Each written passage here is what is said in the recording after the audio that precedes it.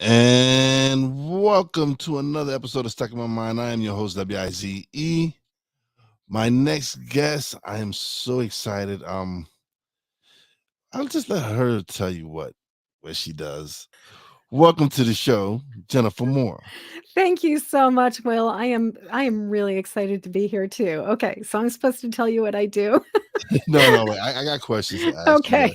Okay. Sounds I good. do I do have questions to ask. Awesome. All right, hold on. What is going on? Where did my questions go? Where did your questions go? Yeah, no, I had some. I promise you, I I have had some. no doubt. Yeah. I don't know where they went though. Oh man, wait, hold on, because I had them all with when I did my description and everything for the show, so they should be here. Ah, there we go. All right, we're in Woohoo. that one. All right. So, can you share a bit about your personal journey from being an emotional hot mess to becoming an expert in empathic mastery? I'll do my best, especially trying to keep it short and sweet. So my name is Jennifer Moore, and I'm the author of the book Empathic Mastery, which actually I just learned won its fifth book award just the other day, and it got the first place ranking for the Independent Authors Network. First and basically first place for nonfiction. So I'm kind of like, oh my God. Anyway, I'm very excited if you can't tell. And what I do is I work with other people who are highly sensitive and empathic, and I help them to navigate how to stop being completely overwhelmed by taking on all the thoughts, feelings, energy, and sensations that are coming from the world around them and dealing with that. And the reason that I do this work is because I understand what it is like to be told that you are too sensitive, that you are overreacting, that you're taking things too personally, that you've got an overactive imagination, that you just need to get a tougher skin, that you just need to suck it up, stop worrying about all these things and just get on with it. And I spent my childhood as a very sensitive, very creative, very magical, but also very sort of shy and really doubting myself kid. And that sort of went from there into my young adulthood where I really had low self esteem. I was constantly looking to other people for approval, for love, for validation. And especially, I didn't meet an emotionally unavailable boyfriend that I didn't want to glom onto.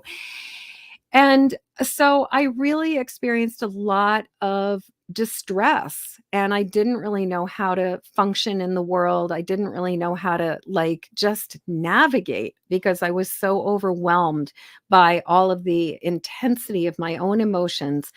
And it wasn't until I was in my 30s and I started to work with a really amazing therapist who was also really psychic, who helped me to start to understand that a lot of the time I would be in a state of distress after I had been picking up the thoughts, the feelings, the energy, the sensations, the worries, and the concerns that had come from somebody else or from a circumstance or situation. And so we would start talking about what had been going on. And a lot of times it would be like, you were fine before you connected with this person. And then you had this encounter with this person. And then you started to feel really lousy after that. Do you think maybe there's a connection there? And I started to see how frequently I was taking on, absorbing, amplifying, and all and worrying about other people's stuff, but also taking on a sense of it's my job to fix this. It's my job to make this better. It's my job to do something about this.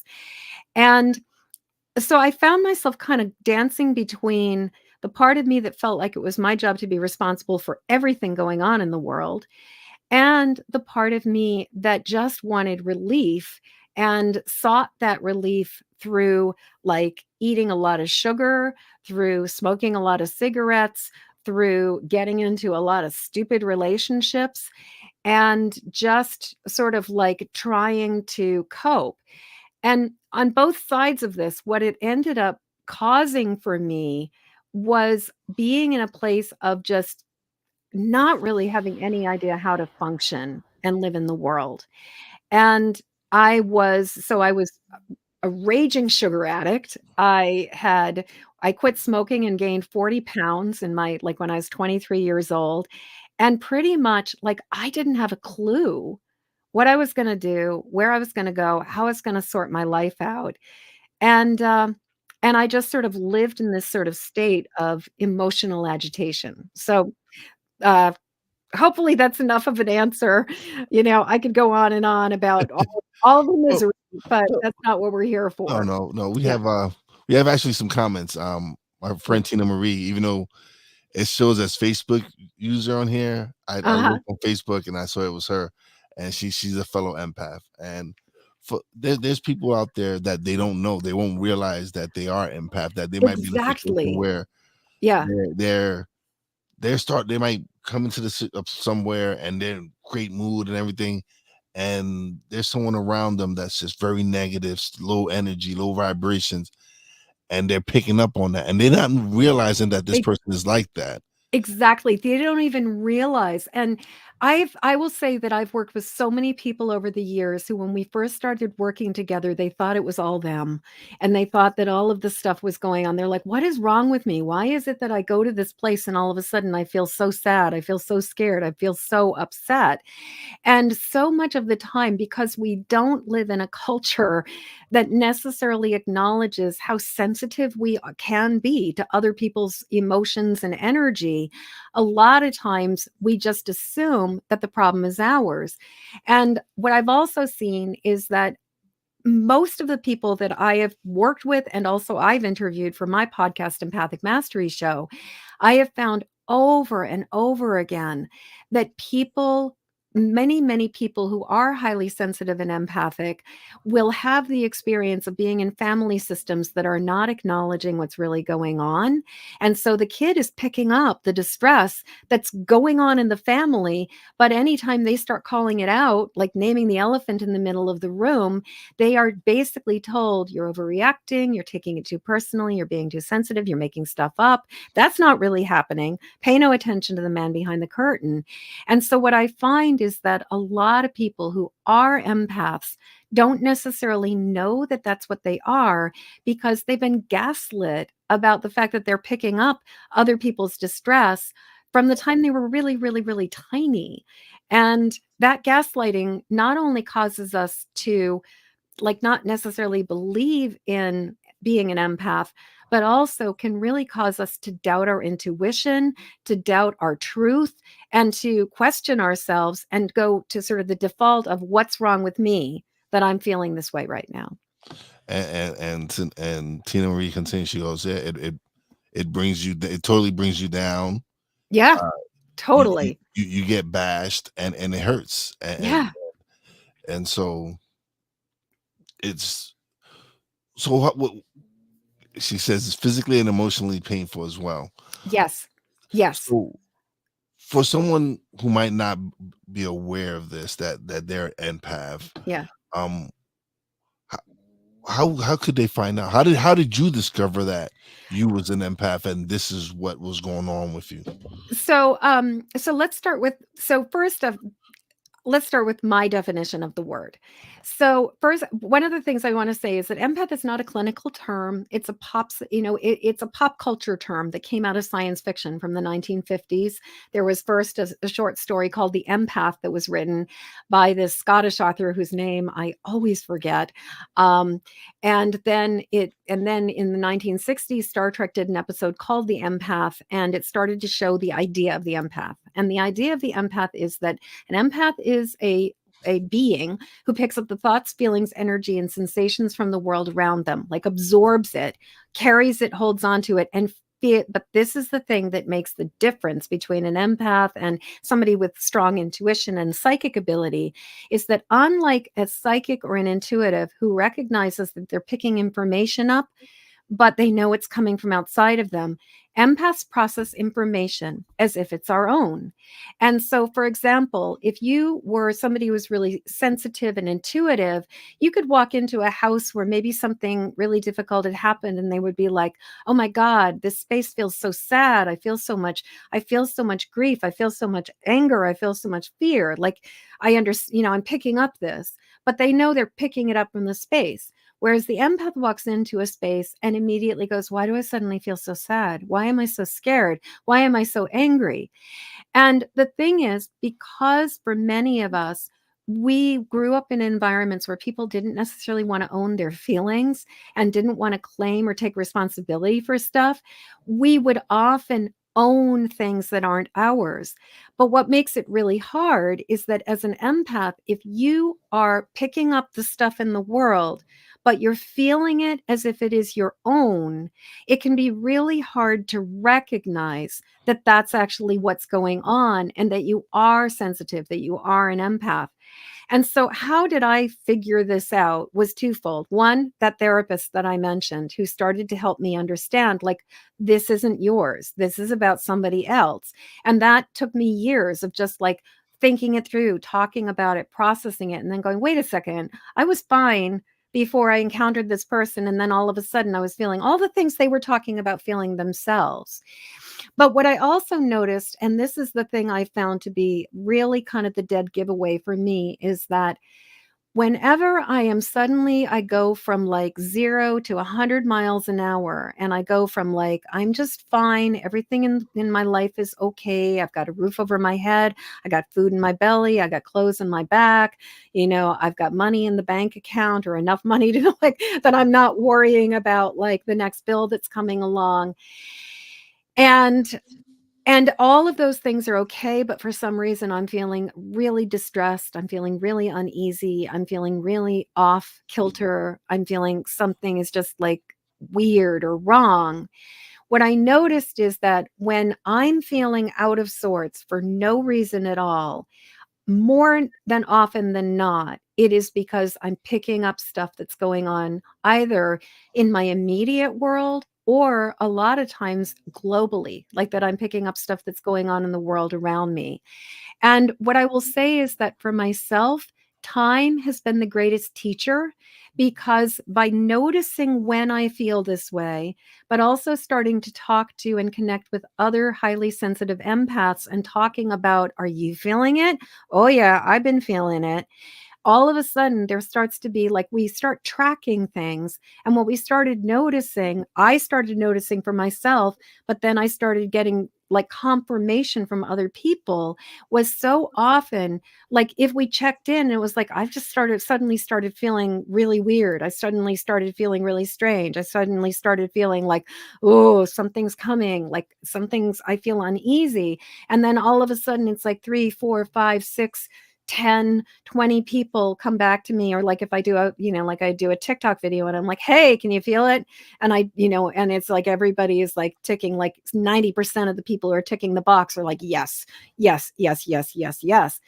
And an example of this would be like shortly before, about 2 weeks before, Israel and Palestine just blew up and Hamas, attacked Israel, I was talking with a bunch of sensitive people, and we were all talking about how it felt like something was coming. And that feeling of like, I can sense something is on its way is something that I've noticed. But unlike a psychic or an intuitive who might be picking this up and be like, oh, I can see there's a conflict in the Middle East, often what happens is we feel it as a sense of fear, agitation, distress, grief, but it's not necessarily identifiable in the same way, except that then the event happens. And for me and many of the people I've spoken to, it's almost like you feel like the pressure valve on a pressure cooker has been released. And suddenly it's like, oh, I don't feel this way anymore. I'm not experiencing that dread. I'm not experiencing that sense of like, oh, something wrong is on the verge of coming. And I personally believe that especially as the world has been heating up, kind of both like literally and metaphorically, that more and more people are awakening to this empathic sensitivity, that more and more people cannot just compartmentalize and stuff it down and ignore it, because I believe that a fundamental truth is starting to arise in the world, which is that we are all cells in the body of this earth, and we are all interconnected. And so when we do really stupid things in one part of the world, even if we're on the other side of the planet, there is still a way that the ripples of that impact us. And if you sort of get into like the whole quantum physics and, going into the idea of time as an illusion, time is a construct, but ultimately all we have is now. And so in a way, if an event is intense enough, it's sort of like the intensity of that is like a stone that gets dropped into the river of time, and the ripples go both ways. So, and what I've noticed for many of us who are sensitive, even if we don't necessarily first identify or get it, is like there will be this ability to anticipate and feel things before they're coming. Now, this is not true for every single person who's an empath, but I've noticed this to be fairly consistent. Okay. Yeah. Yeah. So Tina actually says that they are not so different. Nothing is Yeah. wrong with us. It's only right. And it's true. There are people out there that are struggling with this, not knowing that they're empath, Right. and that they feel it's something wrong with them. Like you said, they don't realize that they're picking up the energy from the world around them, Yeah. and Yeah. they're really struggling with this. They're really going through thinking people that, hey, there's something wrong with you, when there's really nothing really wrong. It's we're all energy, and Yes. some of us are just a little bit more advanced, where they're able to pick up certain frequencies all the time. Like they're feeling every kind of vibration imaginable. So you have people out there struggling with this, not realizing that it's not you, it's the conflict and the energy around you that's causing this inside of you. Right. How does someone try to get that answer to help them realize that, hey, it's not really me, it's not. Yeah. Well, I mean, so I've got a few strategies here, and I mean, I wrote a 380-page book about this because it's not exactly like there's so Not many different pieces to it. There's just so many different pieces to it, and there's so much I want to say. One thing I want to say is that as an empath, we, in many ways, we can either be, we're kind of like vacuum cleaners. We can either be in the position where the switch is turned to sucking energy in, or where the switch is turned to blowing energy out. And the thing is, we can either be picking up the distress from the world around us and broadcasting it and amplifying it. Because when we pick it up and we feel it, we tend to amplify it, because then we're just we're just another fire to put out. But when we learn how to control our energy and we start cultivating peace and calm and love within us, we go from being these vacuums that are just absorbing the intensity and the distress to becoming beacons for calm, love, and healing, and actually being able to amplify peace instead of amplify distress. And that's the thing about us. That's our superpower, is the ability to sense things in the world, hold the space for it, and then broadcast love back out. And so what I will say is that this is more of the kind of like, I don't know, like advanced level or graduate level empath work.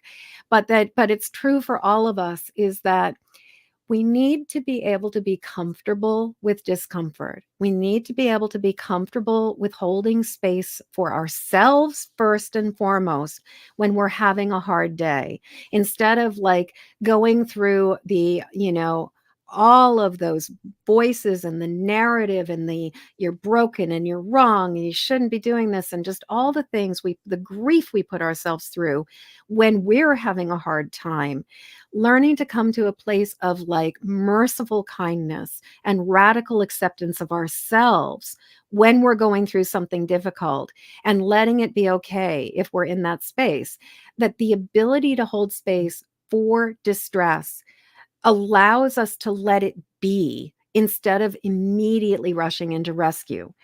And so as empaths, the thing is, we feel better when we are taking on the energy of the world, and when we believe that our job is to fix things. Like one of my students came up with this saying, if I can feel it, I need to heal it. And the thing is that if we believe that, then we're constantly caught up in this place of thinking it's my job to make the world a better place. It's my job to fix the problem because I can see it. Sometimes interference is the worst thing we can do. And I'll give an example of this that like would probably land for most people. Let's take an alcoholic, for example. No amount of effort on the part of the person in the relationship with the alcoholic is going to make them stop drinking. The only thing that is going to make a drunk stop drinking is when they realize that it's not working for them, they feel the consequences of their behavior, and they make the decision to do something different. And in a lot of ways, this is true for so many things. We can hold space for somebody to sit with their discomfort or with their misery or with the things that are going on in their life, but it's not our job to fix it or rescue it. It is our job to behold it and acknowledge it and believe that that person has agency and the ability to make that choice for themselves. And this is like big work because it really is about trusting that the universe is unfolding as it needs to, and that it's not necessarily my job or your job to go meddling in everything to try to fix problems because we can see the problem and think, well, that person hasn't figured it out yet, so it's my job to interfere, basically. So that's a really big part of what, as empaths, we get to work on. But before we go there, what I have found is really helpful is the 5-step system of empathic mastery has recognizes the first step, releases the second step, protect is the third, connect is the fourth, and act is the fifth. Recognizing starts with even identifying that we are an empath, that we recognize that we are vulnerable to picking up energy and then processing it as if it's our own. And then coming to the place of recognizing when we're offline or out, not offline, but out of sorts, when we're off kilter, when something feels amiss. And then going from that to starting to recognize, okay, what's mine, what's not mine. So, what I really love to do is whenever I notice that that I'm just feeling strange, I'll just put my hands over my heart, close my eyes, and I'll ask myself the question, is this mine? And I will say that probably 95% of the time, the answer has come back, yes, and. Some of this is yours. Some of this is about the time that you experienced the mean girls in 6th grade. Some of it is about the time that you were sick with pneumonia when you were 17. Some of this is about the time that you were humiliated by that professor or that teacher or whatever. But a lot of it is coming from outside of you. And so I'll get this answer that a lot of times there's a part of it that's about me, but there's a large part of it that is not. And so then once I get that, yes, some of it is yours, some of it isn't, I will ask the next question, which is what's mine? What's not mine? And that's where often I'll be like, oh, that was from the mean girls. But this is about like the cranky person at the grocery store that I just ran into. And when I've got that answer of what's mine, what's not mine, and I start having a sense of like some of this is mine, some of this is not mine, then what I do is I like to just take a really simple exercise of I breathe into my heart. And as I breathe out, and I like to have my hands over my heart, I exhale and I release my hands and I say, I send this back to where it belongs. And I just use my inhale and my exhale. I send this back to where it belongs. It's safe for me to let this go. And one of my favorite things to also say, I've got 2 lines that I live by that have been really helpful. One is the old Polish proverb, not my circus, not my monkeys. And just, a lot of times I really have to remind myself of that, like not my circus, not my monkeys. And if you grow up in a family where there was a lot of like transference of problems and a lot of people who kind of like codependent worry and things like that. I grew up in a family system that basically everybody's monkeys were my monkeys, everybody's circus was my circus. And I really, like I was taught, like, if you can, as a student, my student was saying, if I can feel it, I need to heal it. And so for me, that that proverb, not my circus, not my monkeys, that has been really, really helpful. And then another one that I live by that I really love, I find so helpful is the saying, your poor planning does not constitute my emergency. Like, just because you're in a state of crisis right now, because basically you got yourself there, does not mean I need to drop absolutely everything in my entire life to make it better for you. And that has certain, I mean, sometimes that statement, it doesn't apply, but a lot of times as an empath, I do find that it applies. That just like your poor planning does not constitute my emergency. And so those two statements, not my circus, not my monkeys, and your poor planning, those things have been incredibly helpful in terms of just being able to like get perspective and be like, maybe it's not my job to fix this problem right now. Oh man, yeah, definitely, definitely. Yeah. So can you share the story behind the creation of your oracle decks and the Sure. photographic healing tarot? Yeah, yeah. So I picked up so I learned, I don't even know when I learned about the tarot. I mean, maybe it was probably like watching like the James Bond movie with the witch's tarot, like way back. But by the time I was like 18, 19 years old, I really wanted I wanted a tarot deck. So for my 19th birthday, I got my first deck. And um I fell in love immediately and I understood it immediately. It was like I just knew it. And so it didn't I was an undergraduate as an artist. I've been an artist my entire life. As an undergraduate, I went to art school. I actually ended up getting a degree in fine arts, but with a focus on filmmaking and photography, which is kind of amazing in some ways how much my entire life filmmaking and photography has been the tool that I've used with marketing, with everything. I mean, it's just been kind of incredible how much it kind of has, even though it's not necessarily how I've made my living, it is has been a skill that I've used my entire life. So I got out of, I got out of art school and I found that I was like not ready for prime time when it came to being an artist and making money. I had way too many self-esteem issues. I had way too many limiting beliefs about artists starve in garrets and you can't make a living as an artist and all of this other stuff. And so I started reading tarot cards for money. I started working as a psychic, and what started to happen was where I first started doing the work, it was all about like, predictive readings. There's this this tarotist that I've known for many years named Thalassa, who used to say, you're going to meet a tall, dark cesspool and fall in. And which I really love because what happened for me was when I first started reading was like, you're going to meet this person and you're going to fall in love and you're going to have this many kids and yada, yada, yada.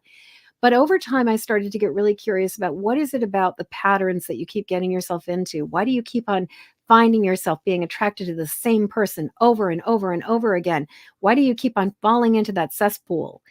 And as I started doing that, I started looking at the tarot an oracle for learning and for our life lessons, and at each card as a healing process for every single one of us. And as I started working with this and understanding the tarot in this broader way and much more in a way of like your soul's evolution, as opposed to thinking about it as just predictive, I started to envision and think about like, what would it be like to create my own deck? And so I actually, right around the time that I started thinking about this, I had created a series of masks and I had shown them at this Halloween party called the Pumpkin Ladies Ball that happened in Massachusetts for a number of years down in the Boston area. And these people, these dancers came up to me at this event, and they were like, "Oh my God, your masks are amazing. We're about to do this dance performance piece called The Fool's Fable. It's all about tarot. And we think you would like, we'd love for you to make all the masks for the show." And I was like, "Okay." And that was what started me, was I made masks for this dance performance that led you through all of the 22 major arcana cards. And that was what sort of started me. And then I was like, I have to make a deck. And so I did this photographic tarot deck where I made masks for every single tarot card. And I enlisted all my friends and some people and all my acquaintances. And then for the next, like from, I trying to think of the math here, but was like somewhere in the vicinity of like from like 1989 until like 1994. I just kept shooting images and creating masks and creating this deck. And eventually I had all 78 cards completed. And so, but I wanted to make, like, I just felt this burning desire to create a tarot deck. But I wanted to make one that was really about how we can use it as a tool for our personal growth, for our spiritual development, and for our healing. Yeah, that's my next question is what role does your deck play in helping individuals in their healing journey? I think that it is there's so many different ways that it can be used. And this is true, I think, for anybody working with the tarot or with any kind of oracle decks. You can use it in a way that is a springboard for self-exploration, where you look at it and even ask yourself the question of, like, does this ring true to me? Does this resonate with me? What part of this resonates with me? What part of this doesn't resonate with me? What part of this feels like yes? What part of this feels like close but no cigar? And just sort of using it as a way to, like, almost like journal prompts, like as for self exploration. There's also the experience of using it more as an oracle, or using it more from that standpoint of like prediction.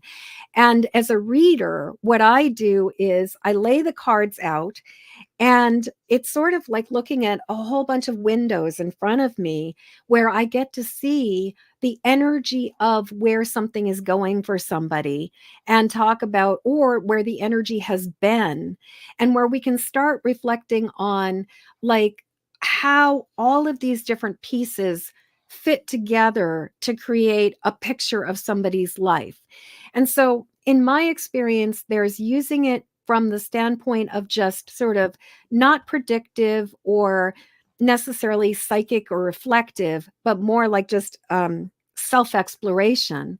And then there's using it more from the standpoint of, I'm looking at a mirror of my life, or I've hired somebody to look at a mirror of my life, and they're giving me perspective. They're giving me information. They're giving me guidance about stuff. And one of my absolute favorite ways to work with tarot at this point in time is every year, or most years, I do what's called a Magnificent New Year readings, where I pull out the cards and I do like a 12-month spread with a couple extra cards for like clarification. And I talk about the frequencies, the energy, the vibration of the year, and kind of how it all is going to fit together. I don't necessarily say, you're going to, like, you're going to meet your husband and get married on this date, or like you're going to buy a car, or you're going to buy a house. As much as I talk about the energy of this period of time is going to be all about self-esteem. It's going to be all about personal recognition. It's going to be all about validation and acknowledgement. This year, this particular period of time is going to be all about boundary setting, and about setting limits and recognizing, like, where are you over giving? Where are you overdoing it? And having this opportunity to kind of look at this roadmap of the direction or the likelihood of where things are going to go. And I'm going to actually answer a question that's in my mind, which is about the future.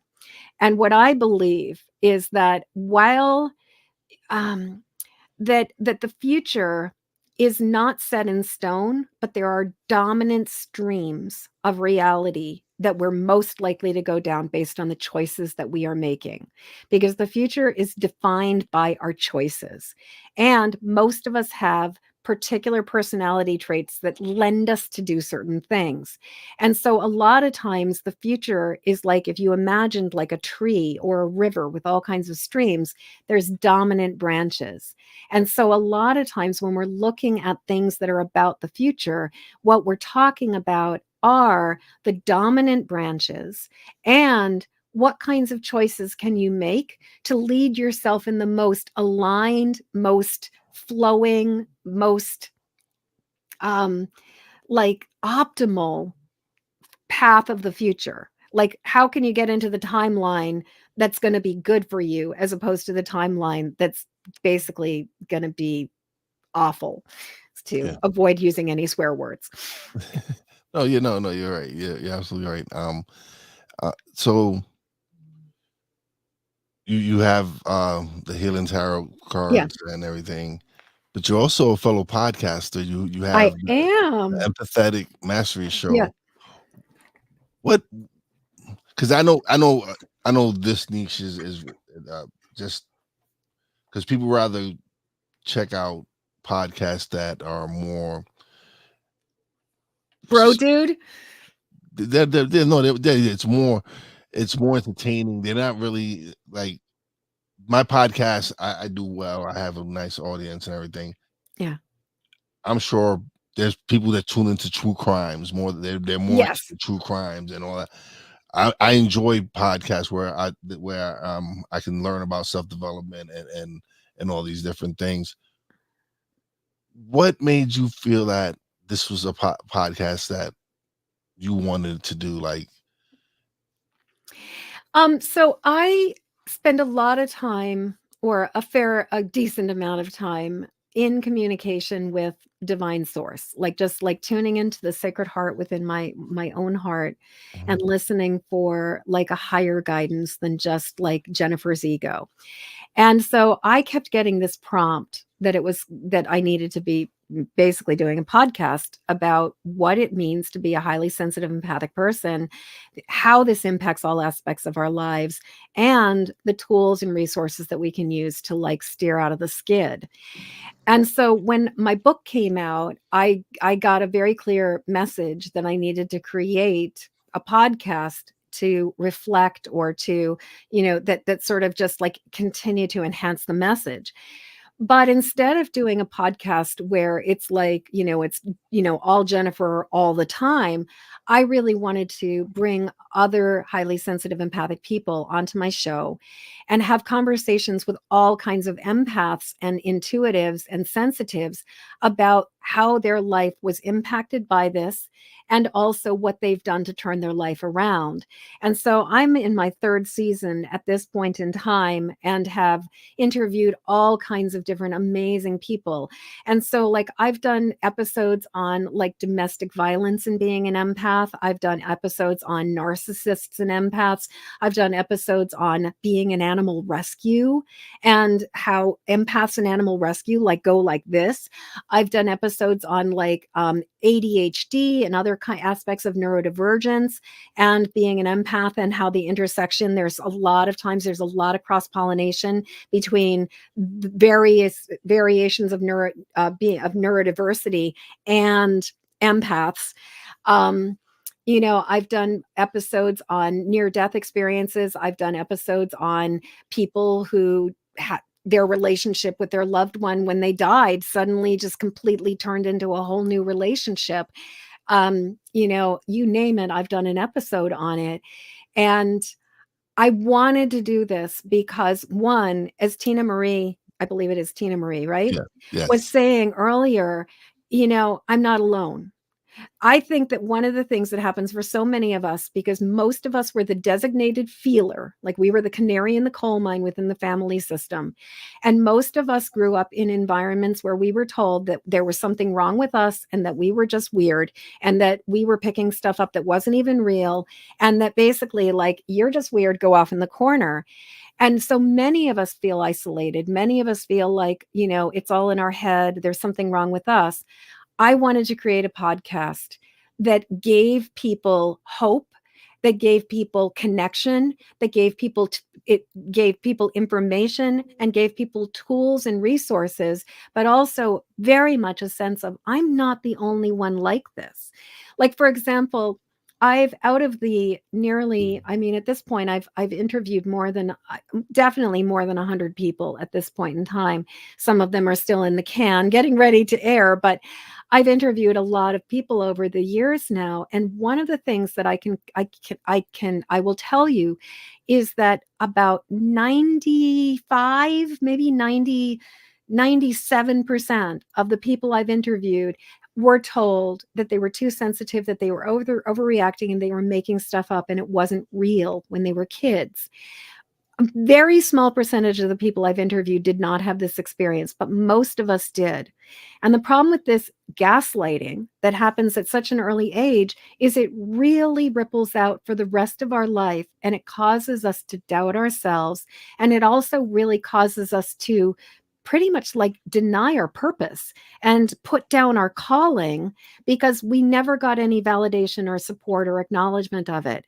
And so just having a show where other sensitive people get an opportunity to hear the true about this. And, my show, it's for me, it's like I'm not as concerned about, like, I mean, big numbers, great, like getting into at this point, thankfully, the podcast is in the top 10% of podcasts. But like, I have friends who are like in the top 0.05% of Yeah, podcasts, which is really, I'm like, go you. amazing. Yes. But for me, what it really comes down to is I want the people who need the like I'm doing this and I share these episodes because I want people who are struggling with taking on the thoughts, feelings, energy, and sensations from the world around them to know that they're not alone and that there's another way of doing this, that there's a better way of doing this, that we don't have to spend the rest of our life just like with like the emotional kryptonite of other people's misery being around us. Yeah. So you know why this episode was successful? Tina Marie, just the fact that she got to leave those comments and share Exactly. what she was going through and what she was feeling. This is her episode. This was an episode she needed to catch, and so for me, that's its success is when I can impact one person's life. When one person Exactly. who's watching the show, like Tina Marie, it was, and could relate with what we're talking about. Right. Well, and we are in such, like the thing I've noticed in the world of transformational entrepreneurs and spiritual development and healing is that it has really gotten co opted by the hustle culture. And it's really gotten co-opted by like the whole sort of capitalist 10x everything, grow, bigger, bigger, bigger. And so it's like sometimes I see so many people struggle about their message because they have this false idea that the success of the message is directly connected to the number of likes and follows that you have. And the thing is that I'd much rather know that my message saved one life than that my message reached a whole bunch of people who just kind of were like, yeah, whatever. Like, what matters more? Giving one person hope who needs it, or 10 people hope who need it, or 100 people hope who need it, or like somehow being like, like rocking it, but not really necessarily making any true impact in the world. And And ideally, we get both, but yeah, no, yeah, it's like what you say when you throw the stone in the rock and you get the ripple effects, the ripple, right? Yeah. exactly, So exactly, it's when you throw the stone and you hit that one person and you impact that one person, you don't know how many people that person is going to impact. So exactly. it's a ripple effect. So the fact that I had a episode where it was I had interviewed this person prior on my when I was strictly audio. So I brought her back on and we recorded the episode and I hadn't for some reason, I don't know why, I hadn't released it. So I Mm, just released it recently within the past couple of months, and she was struggling with something, and I didn't know she was going on. But when I posted the episode and the description I put about her and all the wonderful words I said about her, she was like, she sent me a message and she was like, "Is this the episode we recorded last year?" I was like, "Yeah, my apologies. For some reason, it got lost in my episodes. But when I saw it, I was like, let me release this." Something inside just said, "Release this episode." Like yep. I was like, Frederica, I was like, I didn't release this episode. So I looked back and I'm like, oh, I didn't. And I was like, you know what? I gotta release it. And I released it and I put the description and I picked one of her. I didn't know it was one of her favorite photos, but it was something that I was like, this is it. This is the picture I gotta use for the thumbnail and everything. And I posted it, shared it with her, tagged her in it. She messaged me and she was like, she's like, you don't understand. I haven't been feeling the way you described me in that Mm, episode. And it be really truly became her episode. Like her episode impacted her. Like we recorded it to help impact other people, but that episode helped impact her because didn't know she was going through how she was feeling. Like she didn't feel any of the things that I put in the description, but to hear me put those words out there and remind her that this is who she was. It wasn't her in the funk and all that. This is the person who I saw. yeah. And so it was like, she was like, thank you. And And that's something, what you're saying right now is something that we have the power to do for each other is we can mirror each other's beauty. And that's something about an empath. We can pick up on all the misery, but we can also mirror each other's beauty. We can hold that up. And so often, like you said, it's like it goes both ways. It's not just the audience that might get something from it, but it's also us who are the podcasters who can really get something. And there's something about the power of being heard, the power of being seen that comes back to us. I have a friend who just released her third book, and it's been really interesting because it's like she felt the energy of people reading the book coming back to her. And there's something about that. Like it doesn't just go one way, it goes both ways. So I love what you're talking, and I love how you were saying that, like, timing wise, you you just instinctively, intuitively, you just knew now's the time to be releasing this, and yeah. that's exactly when she needed it. Mhm. Yeah. Yeah, and it was like I said, I didn't know, like, when I seen it and I'm like, I hadn't released and it was like it drew my attention. It like instantly when I was like, "All right, Yeah. it was time to release the next episode," and I'm going through my catalog because I have, like you, I have, quite a few in the can that I Yeah. haven't used yet, and so it just drew me to it because because I had because the funny crazy thing was I had just transitioned to going live, doing Yeah. live. Like we're live now. Yeah. And so, but I I couldn't do an episode that day. So I used our recording it and I uploaded it and I set it up and everything. And it was just something inside of me telling me that this needed to go out. This at this Mhm. particular Mhm. time, this had to go. Yeah. And that's exactly what I did. Yeah. And just the reaction that I got from her really and it's those messages that wasn't the first time that I've received messages from people about certain episodes or list that they listened to this episode and thank you. I needed to hear that because Yeah. it's been quite a few episodes where people like they'll go into details specifics about the episode and when they said this and this, that to me is like wow. Yeah. Yeah. And that's why we do it. I've got a story to share, if we've got You got time time. for it. You got Yeah. time. If you got time, I've got I time. got time. I got Okay. time. So, you're talking about, like, what I was thinking as we were speaking is about how sometimes you have absolutely no idea what impact you've made in somebody's life. Like you have no idea if the message landed.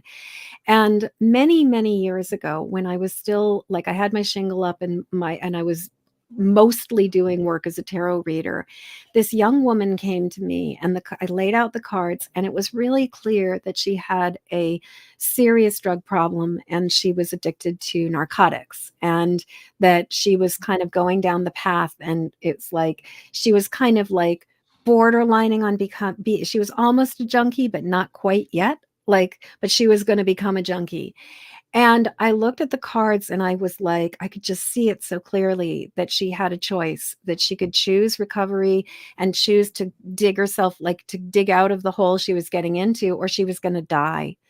And I was really blunt with her. I was just like, it's completely your choice. But if you do this, you'll live and you have all this amazing power and you have all these amazing things to offer to the world and all of this good stuff. But if you do this, you're not going to live much more than 3 years from now. Like you're going to kill yourself.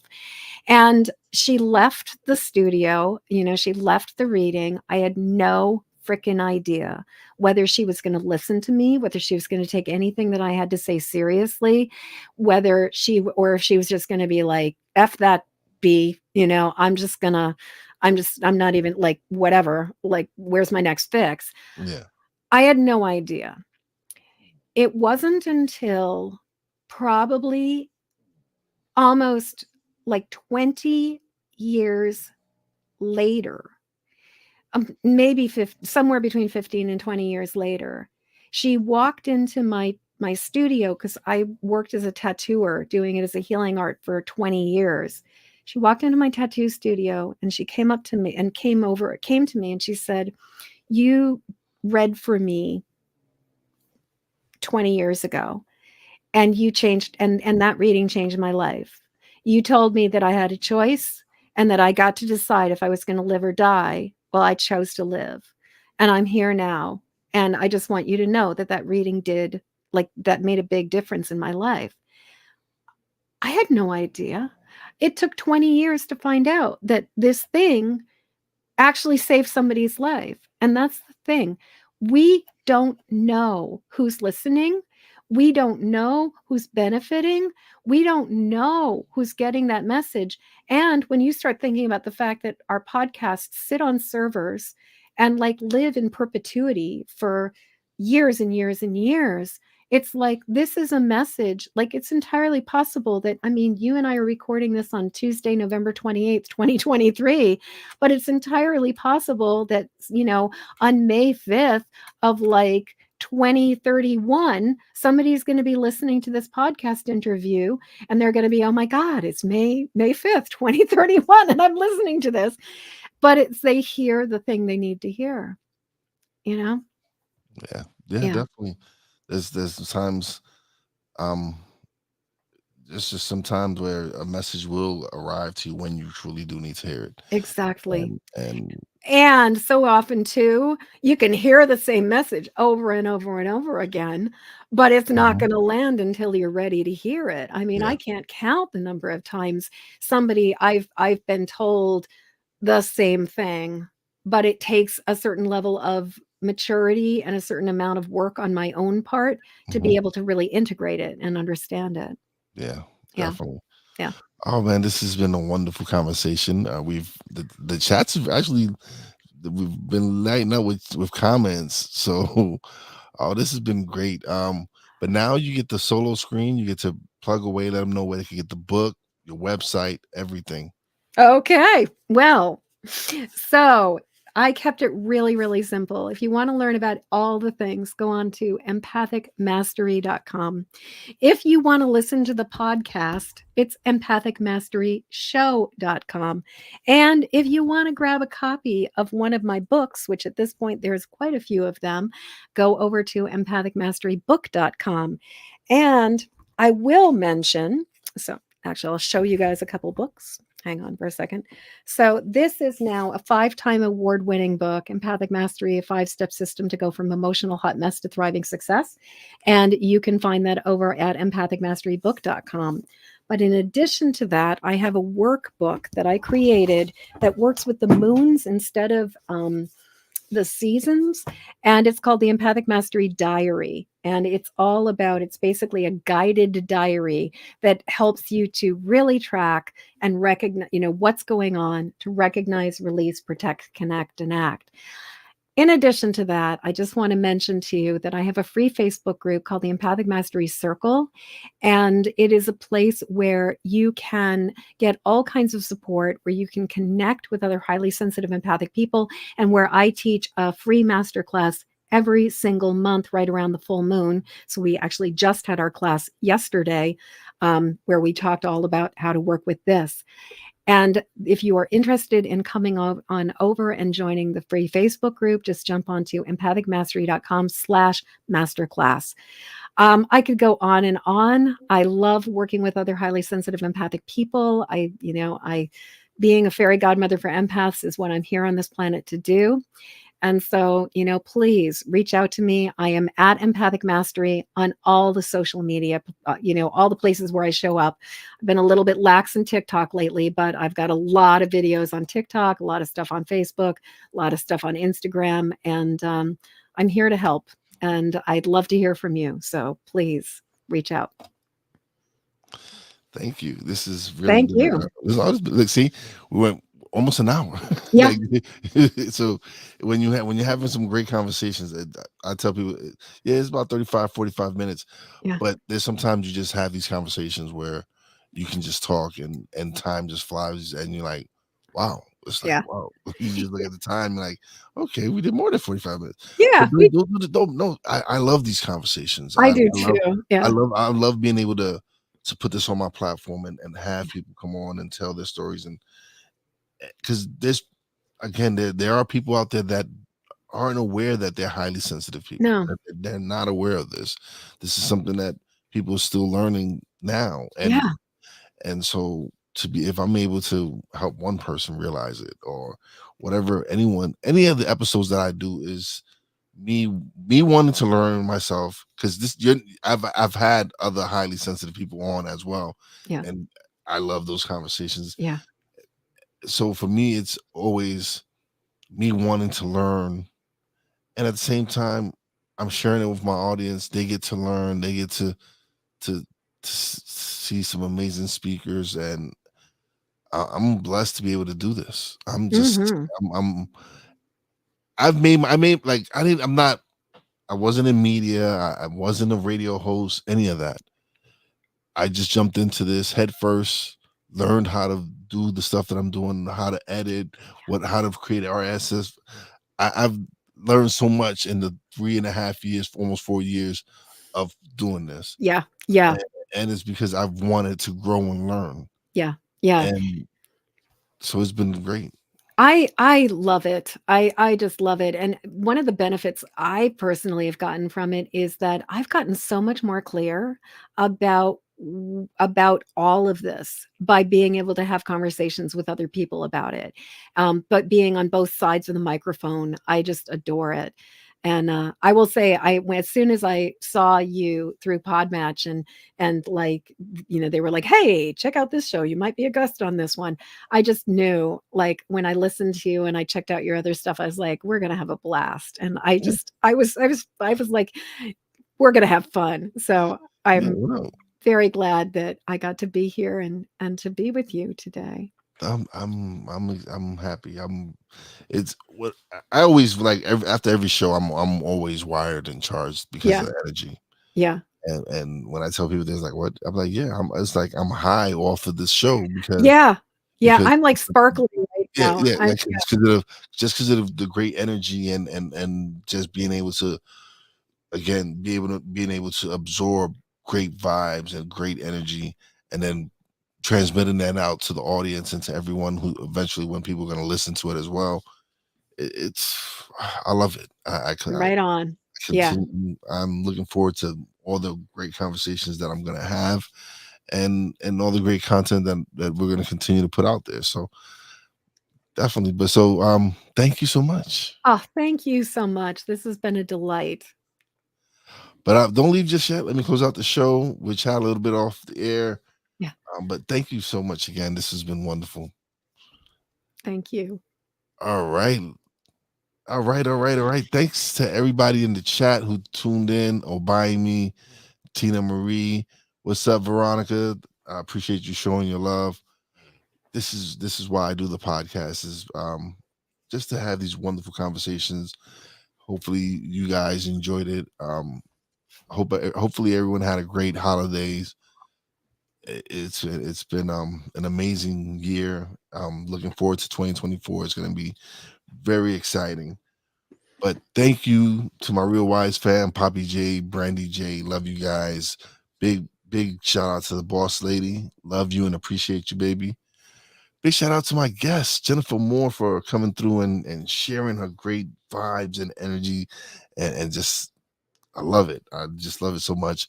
And as always, a big shout out to all the essential workers out there. God bless y'all. Be safe. You know how your boy Wise does it? Peace out.